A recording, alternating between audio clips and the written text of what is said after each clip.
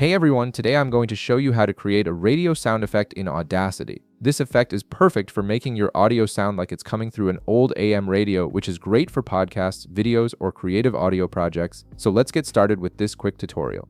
First, open your Audacity app on your PC and make sure your audio file is loaded. Now, you need to select the portion of audio you want to apply the radio effect to. You can either double-click the audio track to select everything, or you can click and drag to highlight just a specific section.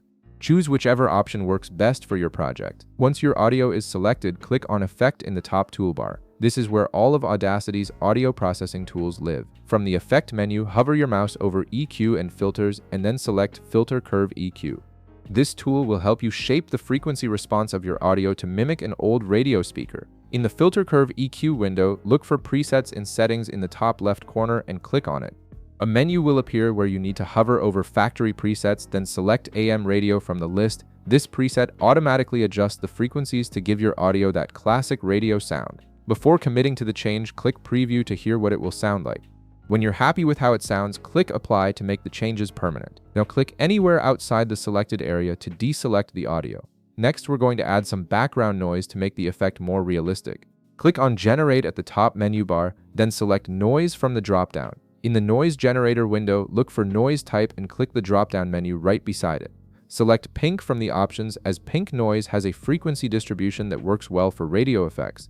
Then click Generate to create a new noise track. Click on this newly generated noise track to select it. Now click Effect in the top toolbar again, hover your mouse over Volume and Compression and select Amplify. In the Amplify window, look for the Amplification dB field and set it to -24. This will reduce the volume of the noise so it sits subtly in the background. Click Preview to test the level, and when it sounds right, click Apply in the bottom right to confirm the change.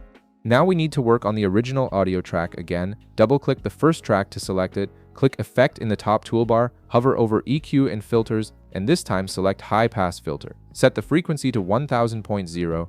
This removes the lower frequencies that wouldn't normally come through a radio speaker. Click Apply to process this change. Click Effect in the top toolbar once more, hover over EQ and Filters again, and now select Low Pass Filter. Set the frequency to 1000.0, and below that, set the roll-off dB per octave to 6 dB by clicking the drop-down menu. This further shapes the frequency response to match a radio. Click Apply to confirm.